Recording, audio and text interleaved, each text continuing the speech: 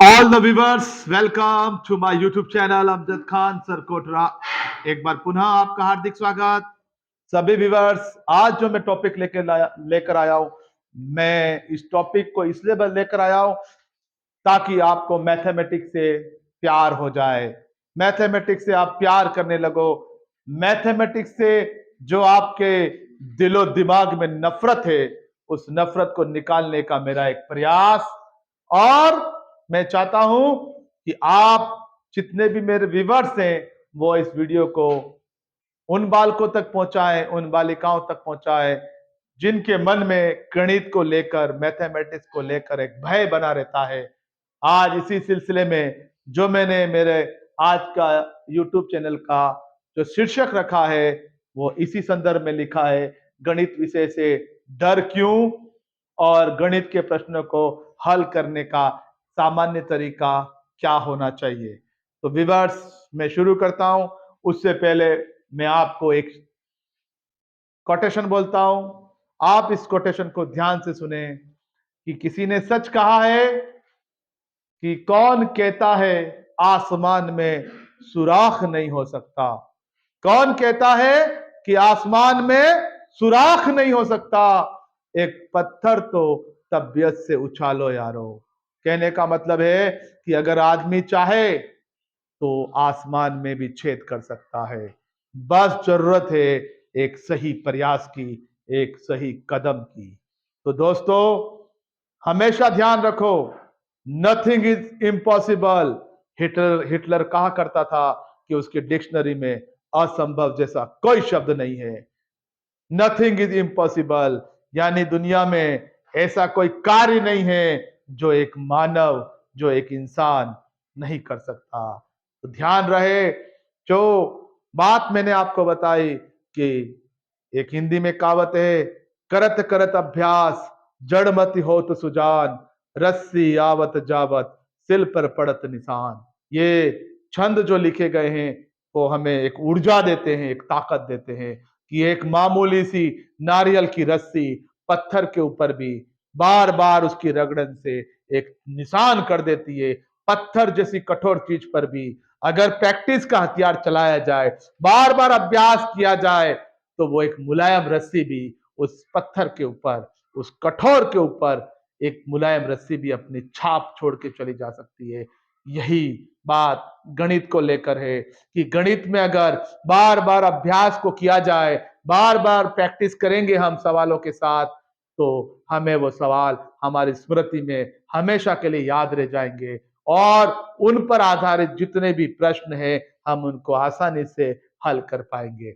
इसी सिलसिले में मैं गणित विषय से डर क्यों लगता है इसके ऊपर कुछ बात बताना चाह रहा हूं। आप ध्यान से सुने कि गणित विषय से डर लगने का मुख्य कारण है कि गणित विषय से हमको, गणित विषय से एक तरह से नफरत होती है। नफरत होने का भी एक कारण है कि गणित विषय हमें बहुत ज्यादा कठिन लगता है। तो डर का पहला कारण है हमें जो नफरत है या हम उससे थोड़ा सा इग्नोर करते हैं उसको, और वो कारण है गणित विषय हमें कठिन लगता है। ये मेन कारण है इसका कि गणित से डर लगने का कारण है कि गणित विषय हमें कठिन लगता है। अब बात आती है कठिन क्यों लगता है, तो ध्यान रहे गणित विषय के अंदर जो संकल्पनाएं हैं, जो संकल्पनाएं हैं जिसको इंग्लिश में कॉन्सेप्ट कहते हैं, जिसको अपन कॉन्सेप्ट कहते हैं, गणित के अंदर हमारी संकल्पनाएं कमजोर होती है।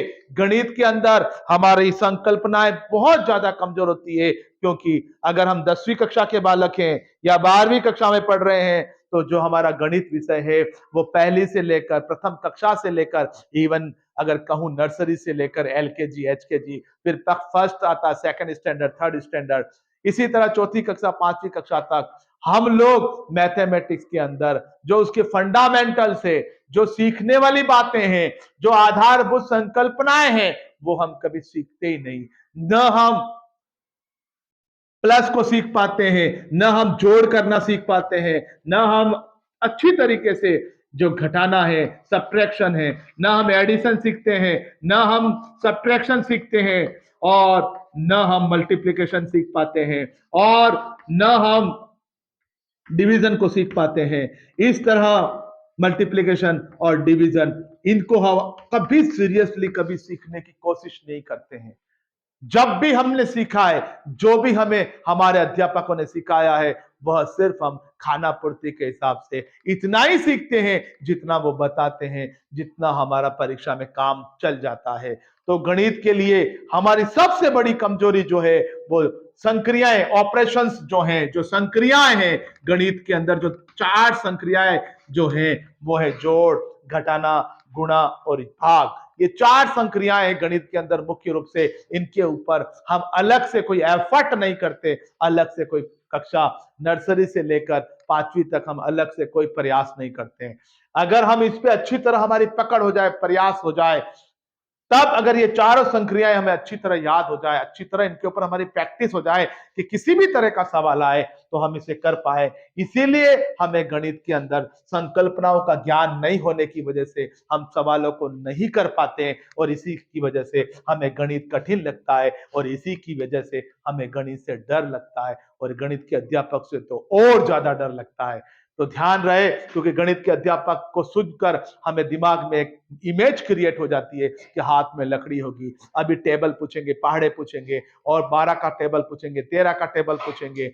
इस तरह आज जाते ही हमसे सवाल पूछेंगे और हमने गृह कार्य के बारे में पूछेंगे, तो हमें गणित के अध्यापक से भी उतना ही डर लगता है जितना हमें गणित के विषय से डर लगता है। तो प्यारे दोस्तों, मैंने आपको एक बात बताई कि गणित से डर क्यों लगता है। तो गणित से डर लगने का कारण कहीं न कहीं हमारी पुरानी कक्षाओं में जो हमने कमियां रखी है, उन्हीं कमियों के कारण आज हमें गणित विषय में डर लगता है। तो मैंने आपको गणित विषय से डर लगने का कारण बताया। तो ध्यान रहे, अगर आज भी हम इन कमियों को पूरा कर लें, इसके साथ साथ हमेशा ध्यान रखें एलसीएम लेना आना चाहिए, एचसीएफ आना चाहिए, हाईएस्ट कॉमन फैक्टर। एलसीएम को बोलते हैं लघुत्तम समापवर्तक, जिसको अपन शॉर्टकट में लस बोलते हैं, और हाईएस्ट कॉमन फैक्टर कॉमन लेना, इसको अपन शॉर्टकट में मस बोलते हैं। इसी तरह एक शब्द आता है क्रॉस मल्टीप्लिकेशन, वज्र गुणनफल, वज्र गुणन आना चाहिए, और एक आता है पक्षांतरण। ये गणित की बेसिक संक्रियाएं हैं। पक्षांतरण आना चाहिए, वज्र गुणा, एचसीएफ, एलसीएम। ये जो अगर आपने अच्छी तरह इनके ऊपर प्रैक्टिस कर ले तो कैसा भी सवाल हो, कहीं ना कहीं वो इन्हीं से जुड़ा हुआ होता है। अगर आपने ये अच्छी तरह कर लिया, जोड़ कैसे भी जोड़ा है, कैरी वाले आए, बिना कैरी वाली आए, घटाना कैसा भी घटाना हो, अगर आपको ये क्लियर है कॉन्सेप्ट, गुणा अगर आपने जैसी जोड़ कर रखी है 2 3 और 5 9, और इसी जोड़ को अगर ऐसे दे दें 5 9, अगर ये दोनों कॉन्सेप्ट आपको आते हैं, जोड़ करना या सिंपली आपको जोड़ना आता है, 23 में 59 कितना आता है, ये जोड़ने के सब तरीके हैं कि स्तंभ रूप में और रो के रूप में, पंक्ति के रूप में आपको जोड़ना आता है कि नहीं आता है। इसका जो आंसर आएगा वही इसी का आंसर आएगा। ये छोटे छोटे कॉन्सेप्चुअल चीजें हैं जो हम कभी सीरियसली नहीं सीखते, कभी सीरियसली देखते नहीं, कभी संजीदा होकर इनके ऊपर हम कभी गौर ही नहीं करते। इस कारण हमको मैथमेटिक्स टफ लगती है। तो आप लोग कोशिश करें कि जोड़ के जितने भी सवाल है, घटाने के जितने भी सवाल है, जैसे भी सवाल है, जितने ज्यादा प्रैक्टिस कर सकते हो, अलग से कॉपी बना लो, उसमें जोड़ के सवाल, घटाने के सवाल, गुणे के सवाल, भाग के सवाल बार बार करो। रोज के 2 प्रश्न जोड़ के, 2 घटाने के, किसी से भी लिखवा लो, टीचर से या किसी से भी, क्या हम आप हमें दे दो, या एक दूसरे स्टूडेंट एक दूसरे को दे दो कि तू मुझे ये सब चीजें दे दे। एलसीएम कैसे निकालते हैं, फिर एचसीएफ कैसे निकालते हैं, वज्र गुणा कैसे करते हैं, पक्षांतरण कैसे करते हैं, अगर भिन्नों की जोड़ बाकी है 1/2 प्लस 1/3 है, इसको सोल्व कैसे करेंगे, अगर 5/3 माइनस 2/3 है, इसको सब्ट्रैक्शन कैसे करेंगे, ये एडिशन, ये भिन्नों का, फ्रैक्शंस का योग और फ्रैक्शन का घटाना, इन चीजों के ऊपर भी अगर अपनी पकड़े लग, एलसीएम कैसे लेंगे और कैसे इसको सोल्व करेंगे। तो ये सब चीजें, ये गणित के पिलर्स है, पिलर्स। अगर आपकी नींव मजबूत होगी तो ये गणित रूपी बिल्डिंग आपकी मजबूत होगी। क्योंकि आपकी नींव शुरू से कमजोर रहने का कारण यही है कि पूर्व कक्षाओं के अंदर आप पर या तो मेहनत कम की गई है, या आपने खुद पर मेहनत कम की गई है। आपने खुद पर मेहनत कम की है, इसी की वजह से आपको गणित से डर लगता है। आज हम लोग गणित इसलिए पढ़ा पा रहे हैं कि हमने ये कॉन्सेप्चुअल पढ़ाई की है, कभी भी गणित को रटा नहीं जाता। गणित का कैसा भी सवाल हो, चाहे सांख्यिकी का हो, चाहे ट्रिग्नोमेट्री का सवाल हो, चाहे बहुपद का सवाल हो, चाहे कक्षा 1 से लेकर कक्षा 12 तक में मैथमेटिक्स का कैसा भी सवाल हो, कभी भी गणित को रटा नहीं जाता। कभी भी गणित के सवाल को रटा नहीं जाता। जैसे ट्रिग्नोमेट्री की टेबल है, हम उसको रट नहीं सकते, हमें उसको समझकर उसको बनाना आनी चाहिए, उसके आधार पर हम सवालों को हल कर पाएंगे। तो दोस्तों, मैंने आपको जो ये वीडियो में बताना चाहा वो यही मैं बात बता रहा हूं कि गणित के कमजोर होने का मुख्य कारण ये है, गणित से डर लगने का मुख्य कारण ये है। गणित से हम इसीलिए डरते हैं क्योंकि हमें गणित विषय के अंदर जो आधारभूत संकल्पना है, द बेसिक फंडामेंटल कॉन्सेप्ट है, वो हमारे क्लियर नहीं होते। और जो बेसिक फंडामेंटल कॉन्सेप्ट होते हैं वो प्लस माइनस इनटू जोड़, एलसीएम, एचसीएफ, वज्र गुणा कब करना है, वज्र गुणा कैसे होता है और पक्षांतरण क्या है, इनके बारे में हमें पक्षांतरण करके हमें वैल्यू कैसे निकालनी है, इसके बारे में हमें जानकारी नहीं होती। हम सिर्फ और सिर्फ सवालों के अंदर उसको समझ लेते हैं, पर अलग से अगर हमें कोई पूछता है कि पक्षांतरण क्या होता है, कैसे निकालते हैं, वो हमें इसके बारे में कोई नॉलेज नहीं। हम सिर्फ जो समीकरण के सवाल होते हैं उन सवालों में देख लेते हैं कि पक्षांतरण ऐसे करते हैं, बट हमें समझना पड़ेगा कि ये पक्षांतरण चीज क्या है, इससे हमें क्या क्या कर सकते हैं, इसको कहाँ अप्लाई करना है, इसका उपयोग कब करेंगे, वज्र गुणक का उपयोग हम कहां पर करेंगे, कब से कैलकुलेशन में वज्र गुणक को अप्लाई करेंगे, कब कैलकुलेशन में हमें एलसीएम लेना है, कब कैलकुलेशन में हमें भाग करना है, कब कैलकुलेशन के अंदर गणना के अंदर हमें गुणा करना है, कब घटाना है, कब जोड़ना है, यही चीज मैं आज आपको इस वीडियो में बता रहा हूं। तो आप ध्यान से देखिए मेरे इस वीडियो को, क्योंकि ये बेसिक कॉन्सेप्ट्स हमें पहले पहले नहीं बताए गए हैं। ये बेसिक कॉन्सेप्ट हमें पहले नहीं बताए गए, या फिर बताए हैं तो हमने ध्यान नहीं दिया है। तो दोस्तों, आज मैंने आपको बताया कि गणित विषय से डर लगने के जो कारण है वो मैंने यही बताया कि जोड़, घटाना, गुणा, भाग, एलसीएम, एचसीएफ और फ्रैक्शन की जोड़, बाकी जो भी फ्रैक्शन नंबर है, अगर उनको प्लस करना और ऐड करना, भिन्नों को जोड़ना और घटाना, अगर आपको ये आता है तो आप स्वयं भी सीखें और अपने छोटे भाई बहन जो छोटी कक्षा के अंदर अभी आने वाले टाइम में वो भी 10वीं में आएंगे, 9वीं में आएंगे, 8वीं कक्षा में आएंगे, अपने छोटे भाइयों को भी बताएं ये कॉन्सेप्ट। आप खुद भी सीखें और आप अपने छोटे भाइयों को भी बताओ, छोटी बहनों को भी बताओ। इन कॉन्सेप्ट्स को आप खुद क्लियर करो और इन फंडामेंटल्स के ऊपर प्रैक्टिस करो। मैं फिर कह रहा हूं, जो शुरू में मैंने कहा था कि बिना अभ्यास के गणित में सफलता प्राप्त नहीं की जा सकती। गणित कभी भी रटा नहीं जाता। गणित के विषय में कोई भी इक्वेशन को रटते नहीं है, ध्यान रहे। ग्रामीण अंचल के बालक बालिका हर चीज को रटने की कोशिश करते हैं। मैंने अक्सर देखा है कि गणित के सूत्रों के साथ साथ वो गणित की पूरी विधि को रट लेते हैं, आंसर तक को रट लेते हैं।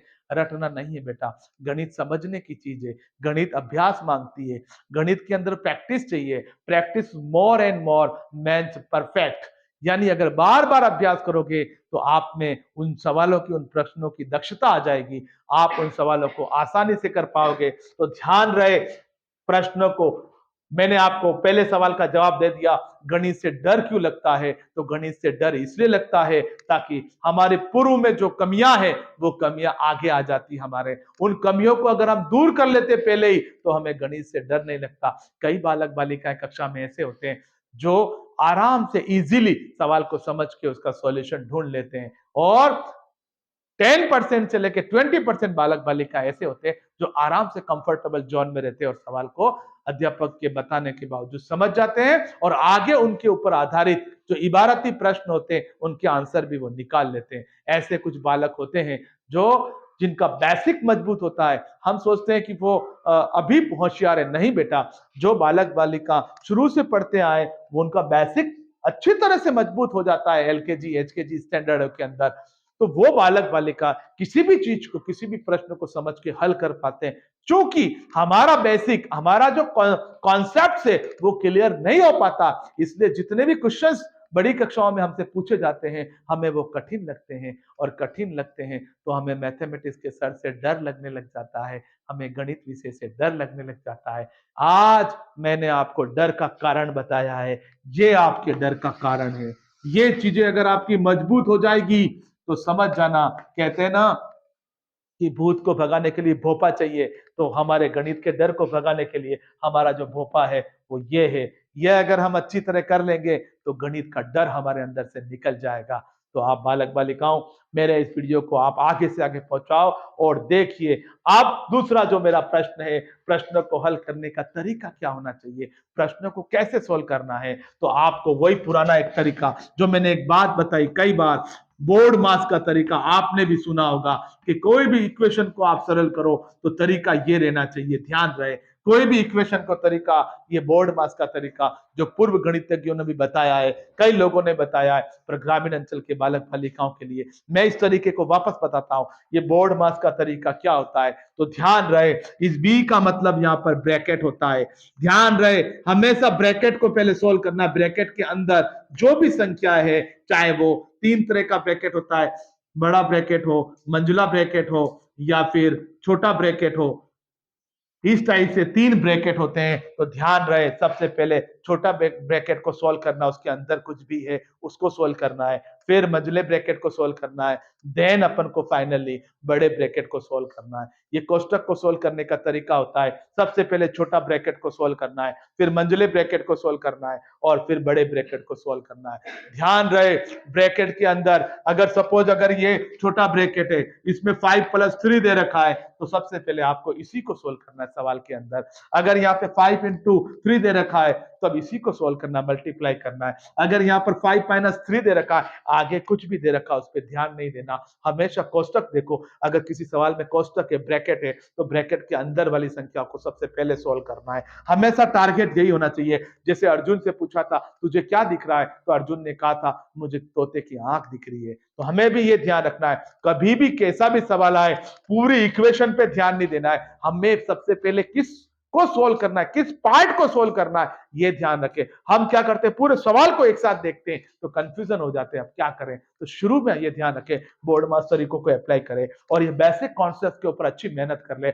मैं एक वीडियो इन बेसिक कॉन्सेप्ट को लेकर जरूर बनाऊंगा, जिसके अंदर मैं इन पॉइंट्स को जरूर शामिल करूंगा कि कब कब क्या क्या करना है। परंतु अभी मैं आपको ये बता रहा हूं कि कोई भी कैलकुलेशन है, इक्वेशन है, उसको सोल्व करने के लिए जो गणितीय तरीका है वो है bracket open, divide, multiply, addition and subtraction. सबसे पहले ब्रैकेट को ओपन करो, ब्रैकेट को खोलो, अर्थात कोष्टक वाली संख्या को पहले सरल करो।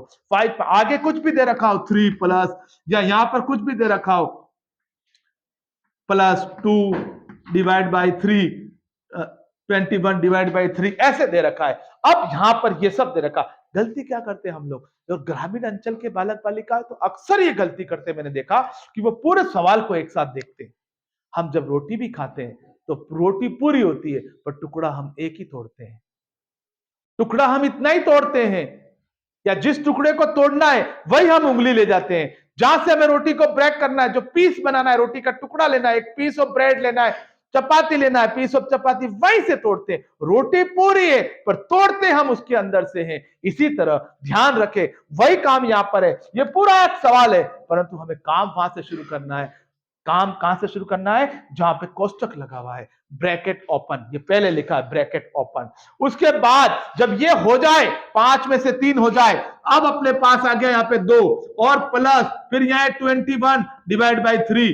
अगर ऐसा है, अब ध्यान से रखो, अब आ रहा डी। डी का मतलब होता है डिवीजन, और डिवीजन का मतलब होता है भाग। इसके बाद अपन को डिवीजन करना है, भाग करना है। ध्यान रहे, अभी इनको नहीं छेड़ना है, अब भाग वाला पहले होगा, कहीं किसी में जुड़ेगा नहीं, पहले ब्रैकेट खुलेगा फिर भाग का होगा, अगर भाग हो रहा है। अगर 3 + 2, अब 21 में 3 का भाग देना है, आप सिंपली रफ में अलग ही दे दो। आप ज्यादा कुछ डायरेक्ट करने की कोशिश मत करो, सीधा रफ में जाओ, 21 में 3 का भाग दे दो। ये भाग के निशान है, ये भी भाग का करने का तरीका है। तो और ये इस तरह भी निशान होता है बटे का, वो भी भाग, या क्रॉस ऐसे तिरछा होता है, ये भी भाग। ये सब भाग के निशान है, इस तरह भी कर सकते हैं, इस तरह और इस तरह भी कर सकते हैं। तो 3 का टेबल 7 बार बोलते हैं, तो पता चला इन दोनों को भाग दिया तो 7 आया।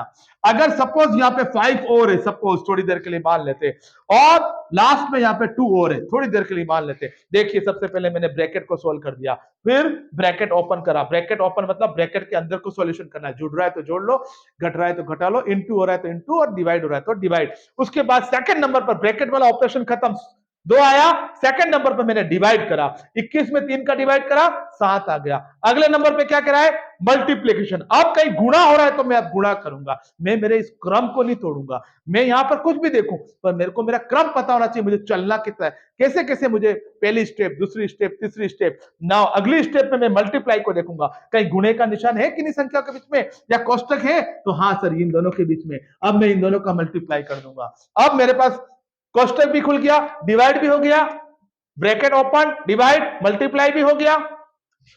अब मैं एज इट इज इसको वापस लिख दूंगा। अब मैं क्या करूंगा, अगला है एडिशन। मैं अब इन सब में से अगर जुड़ रहा है तो जोड़ूंगा। 15 में 2 जुड़ रहे हैं, 17 और 17 में 7 जुड़ रहे हैं, टोटल मिलाकर ये जोड़ जोड़ वाले मेरे पास आ गए 24, 24 माइनस 2। अगली स्टेप ध्यान रहे, बराबर लिखना जरूरी है, हर स्टेप के आगे बराबर। अगली स्टेप लास्ट में क्या, सब्ट्रैक्शन। अब मैं सब्ट्रैक्शन करूंगा, 24 में से 2 चले गए तो अब मेरे पास आ जाएंगे 22। तो इस टाइप के सवाल का जो आंसर है, जैसे यहां पर 22 आया, मायने ये रखता है, आंसर मायने नहीं रखता, ये ध्यान रखे, मायने ये रखता है कि आपने करा कैसे सवाल, आपने स्टेप्स को कैसे लिखा है। That's very important. हम लोग अगर पूरा खाने जाएंगे रोटी को तो वो हमें नुकसान कर जाएगी और पूरा खा भी नहीं पाएंगे। एक साथ मुंह में नहीं रखना है, हमें क्या करना है, सवाल को ब्रेक करना है। ब्रेक ब्रेक कैसे करना है, बोर्ड मास तरीके से, bracket open, divide, multiply, addition and subtraction. देखिए इसमें सबसे लास्ट के अंदर हमने यहां पे घटाने वाला काम करा है, सबसे पहले कोष्टक के अंदर वाला को सरल करा। अगर यहाँ प्लस होता तो हमको प्लस करना है, और अगर यहाँ पे माइनस है तो माइनस करना है, अगर यहाँ पे इंटू है तो इंटू करना है, अगर यहाँ पे भाग है और अगर यहाँ 15 है और 15 का भाग धरा है तो 15 में 15 का भाग देंगे तो इस कोष्टक के बाद यहाँ 5 लिखेंगे, 5 लिखेंगे। तो सबसे पहले ब्रैकेट को सॉल्व करेंगे, हमेशा ध्यान रखें ब्रैकेट को सॉल्व करेंगे। ये एक सिंपल कैलकुलेशन है जो 6, 7, 8, 9, 10 में भी ध्यान रहे। जब हम बहुलक के सवाल करते हैं, जब हम माध्यक के सवाल करते हैं, तब भी हमें इस फॉर्म में इसी तरीके को, बोर्ड मास तरीके को ध्यान में रखना है। अगर आपने सबसे पहले कोष्टक को सरल करा, उसके बाद डिवाइड करना है, उसके बाद मल्टीप्लाई करना है, उसके बाद जोड़ना है और लास्ट में तो माइनस वाला है उसको घटाना है। यकीन मानिए अगर आप 3-4 बार ऐसे करोगे, कुछ सवाल लिखकर 3-4 बार ऐसे करोगे, मैं आपको ऐसे प्रैक्टिस के सवाल भी बता दूंगा, लिखवा दूंगा, आप 4-5 बार इनको करोगे, यकीन मानिए अगर आप इस तरीके से चलोगे तो आप कभी भी गणित के विषय से आपको उस प्रश्न का उत्तर आराम से मिल जाएगा और गणित के विषय से आपको डर नहीं लगेगा, क्योंकि आपको रास्ता, अगर हमें कहीं जाने का रास्ता पता होता है तो हमें डर नहीं लगता, पर अनजान जगह पे हमें जाना है तो हमें डर लगता है। गणित भी ऐसे ही है, अगर आपको स्टेप्स पता है, रास्ता पता है, मेथड पता है, विधि पता है, करने का तरीका पता है, तो आप उस गणित के विषय से कभी डरोगे नहीं। ये गणित से डरने का मेन कारण मैंने बताया, ये कारण है, और गणित को सरल तरीके से करने का कारण ये है। इस तरह आप गणित के अंदर के डर को, खौफ को बाहर निकाल सकते हो। इसीलिए किसी ने कहा था कि मानव जब जोर लगाता पत्थर पानी बन जाता है।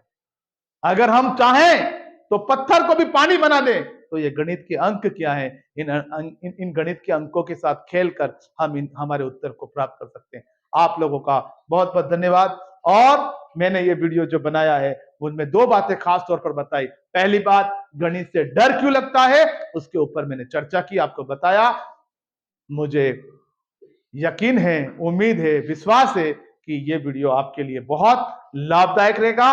ध्यान रहे, मैंने आज इन टॉपिक्स के ऊपर बात की है।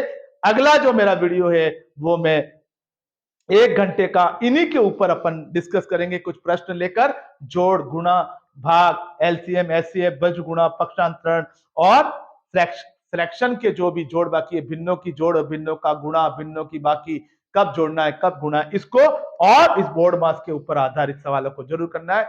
ध्यान रहे, जो बड़ी कक्षा के बालक बालिका 9, 10, 8, 9, 10 के, वो सूत्रों को बार बार लिखें तभी याद होगा। बिना लिख के सूत्र को खाली आप एक बार पढ़ लोगे, याद नहीं होगा। सीखें सूत्रों को लिखना, जैसे ट्रिग्नोमेट्री के सूत्र हैं, त्रिकोणमिति अनुपात के मान है, उनके सूत्र हैं, माध्यिका के हैं, समांतर श्रेणी के क्या सूत्र हैं, सांख्यिकी के सूत्र हैं, निर्देशांक ज्यामिति के सूत्र हैं, या अन्य कक्षाओं में और भी सूत्र हैं, जितने भी सूत्र हैं, पृष्ठीय क्षेत्रफल के, बेलन के, आयतन के सूत्र हैं, आयतन के सूत्र हैं, तो इन सूत्रों को अगर आप लिखोगे बार बार, सीखोगे बार बार, तभी याद होगा।